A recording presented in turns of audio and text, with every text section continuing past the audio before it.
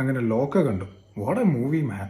ഞാൻ ആദ്യമേ പറയാം, ഇതിന്റെ പോസ്റ്റർ കണ്ടപ്പോൾ എനിക്ക് വലിയ പ്രതീക്ഷയൊന്നും ഉണ്ടായിരുന്നില്ല. അതുകൊണ്ട് തന്നെ ട്രെയിലർ കാണാൻ നിന്നിട്ടുമില്ല. പക്ഷെ പടം ഇറങ്ങിയപ്പോൾ എങ്ങും ഭയങ്കര പോസിറ്റീവ് റിവ്യൂസ് കേൾക്കുന്നത്. മലയാളത്തിലെ ഏറ്റവും നല്ല സൂപ്പർ ഹീറോ മൂവി അങ്ങനെയൊക്കെയാണ്. പക്ഷേ ഈ ഹോളിവുഡ് സൂപ്പർ ഹീറോ മൂവീസും സിനിമാറ്റിക് യൂണിവേഴ്സിനെ പറ്റിയൊന്നും അറിയാത്ത എനിക്ക് ഇങ്ങനെ ഒരു പടം വർക്കാവുമോ എന്ന് ചോദിച്ച് ഞാനൊരു പോസ്റ്റ് ഇട്ടിരുന്നു. ആ പോസ്റ്റിന് കീഴെ വന്ന 1-2 കമന്റ്സ് ഞാൻ ശ്രദ്ധിച്ചിരുന്നു. അതായത് നിങ്ങൾക്ക് ഈ ഹോളിവുഡ് സൂപ്പർ ഹീറോ പരിപാടികളൊന്നും അറിയില്ലെങ്കിലും നിങ്ങൾക്ക് അറിയാവുന്ന ചില കാര്യങ്ങളുണ്ട്, നമ്മുടെയൊക്കെ കുട്ടിക്കാലത്ത് കേട്ട ചില കാര്യങ്ങളുണ്ട്, അതെടുത്താണ് ഇവർ ഈ സൂപ്പർ ഹീറോ എലമെന്റ് ഉണ്ടാക്കിയിരിക്കുന്നതെന്ന്. ആ ഒരു കമന്റ് എനിക്ക് ഭയങ്കര സ്ട്രൈക്കിംഗ് ആയിരുന്നു. അതിന് മാത്രം വിശ്വസിച്ച് ഞാൻ പടം കാണാൻ പോയി. ആൻഡ് യെസ്, പടം കണ്ടു കഴിഞ്ഞപ്പോൾ എനിക്ക് മനസ്സിലായി അവരെന്താ അങ്ങനെ കമന്റ് ചെയ്തതെന്ന്.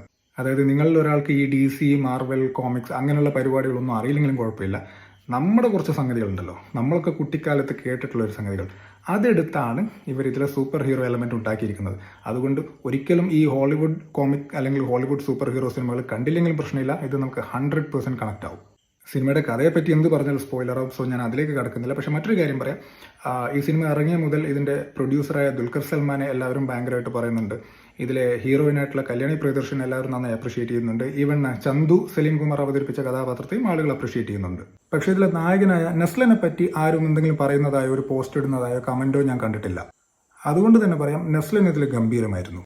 പടത്തിന്റെ ആദ്യത്തെ ഒരു 10-20 മിനിറ്റ് കാണുമ്പോൾ നിങ്ങൾക്ക് തോന്നും ഇതിവൻ സ്ഥിരം കാണിക്കുന്ന പരിപാടിയല്ല, ഇത് തന്നെയല്ലേ ഇയാൾ കഴിഞ്ഞ പടത്തിലും കാണിച്ചെന്നൊക്കെ. പക്ഷെ കുറച്ച് അങ്ങോട്ട് എത്തുമ്പോൾ ചില പ്രത്യേക എക്സ്പ്രഷൻസ് ഇടേണ്ട സ്ഥലത്തൊക്കെ അയാൾ കറക്റ്റായിട്ട് അത് ഇട്ടിട്ടുണ്ട്. അയാളുടെ ഉള്ളിലെ പേടി നമുക്ക് പേടിയായിട്ട് തോന്നും, അയാളുടെ ഉള്ളിലെ ഞെട്ടൽ നമുക്ക് ഞെട്ടലായിട്ട് തോന്നും. അങ്ങനെ കറക്റ്റ് അയാൾ ചെയ്യേണ്ട പോലെ ചെയ്തിട്ടുണ്ട്.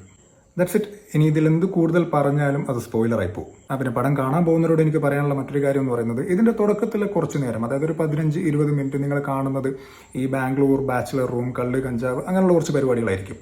അതായത് നമ്മൾ ഈ അടുത്ത കാലത്തായിട്ട് പല യങ്സ്റ്റേഴ്സിന്റെ സിനിമകളിലും കണ്ടിട്ടുള്ള സെയിം സാധനം. അത് കണ്ട് നിങ്ങൾ ഡിറ്റാച്ച്ഡ് ആവേണ്ട, ഇത് തന്നെയായിരിക്കും പടം മുഴുവൻ എന്ന് വിചാരിക്കുകയേ വേണ്ട. നിങ്ങൾ ഒരു 15-20 മിനിറ്റ് ഒന്ന് കാത്തു നിന്നാൽ മതി, സംഗതി മാറിക്കോളും. പിന്നെ മറ്റൊരു കാര്യം, പടം തീർന്ന് ഇതിൽ അഭിനയിച്ച ആളുകളുടെ പേര് എഴുതി തുടങ്ങുമ്പോൾ നിങ്ങൾ എഴുന്നേറ്റ് പോകരുത്. അതും കഴിഞ്ഞ് ഇതിന്റെ കാസ്റ്റ് ആൻഡ് ക്രൂവിന്റെ പേര് എഴുതി കാണിച്ച് കഴിയുന്നത് വരെയും നിങ്ങൾ അവിടെ കാത്തു നിൽക്കണം. ആൻഡ് ലാസ്റ്റ് തിങ്, ഞാൻ എപ്പോഴും വിചാരിക്കും, ഒരു തെലുഗു, തമിഴ് സിനിമയ്ക്ക് വേണ്ടി ഇറക്കുന്നത് പോലെ ഒരു 200-300 കോടി ഇറക്കിയൊന്നും ഒരു മലയാള സിനിമയും ഒരു കാലത്തും പ്രൊഡ്യൂസ് ചെയ്യപ്പെടാൻ പോകുന്നില്ല. അല്ല, എന്തിനാ നമുക്ക് അത്രയും ബഡ്ജറ്റുള്ള പടങ്ങൾ? അങ്ങനെ ചെയ്താൽ മാത്രമേ ഒരു 1000 കോടിയുള്ള സിനിമയൊക്കെ നമുക്കും ഉണ്ടാവുമെന്നാണ് ഞാൻ ഇതുവരെ കരുതിയിരുന്നത്. അതോടൊപ്പം ഒരു പാൻ ഇന്ത്യൻ അപ്പീലുള്ള ഒരു സംഭവം മലയാള സിനിമയിൽ നിന്ന് ഇനി എന്ന് വരാനാ എന്നും ഞാൻ ഒരുപാട് കാലം ആലോചിച്ചിട്ടുണ്ട്. പക്ഷെ അതിനൊക്കെയുള്ള ഉത്തരം ഈ ഒരൊറ്റ സിനിമ തന്നു.